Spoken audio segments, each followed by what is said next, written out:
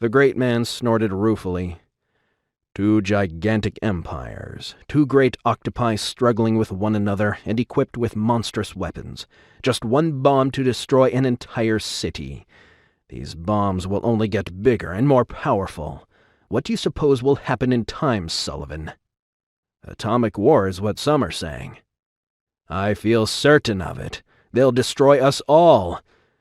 Still, there is another possibility, for some of us. Yes, sir? I despise what this civilization is becoming, Sullivan. First the Bolsheviks and then Roosevelt. Truman carrying on much of what Roosevelt began.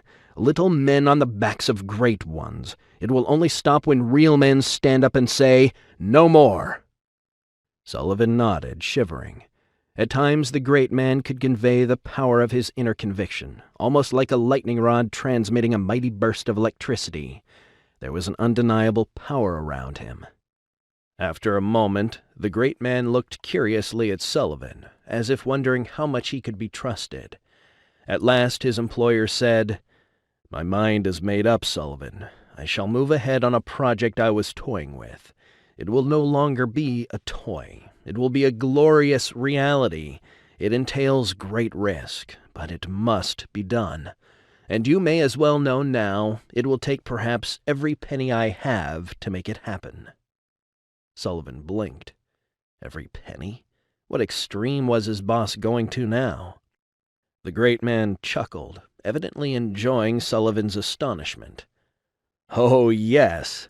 At first it was an experiment, little more than a hypothesis, a game. I already have the drawings for a smaller version, but it could be bigger, much bigger. It is the solution to a gigantic problem." "The Union problem?" Sullivan asked, puzzled. "No. Well, yes, in the long run, unions too. But I was thinking of a more pressing problem, the potential destruction of civilization. The problem, Sullivan, is the inevitability of atomic war. That inevitability calls for a gigantic solution. I've sent out explorers, and I've picked the spot.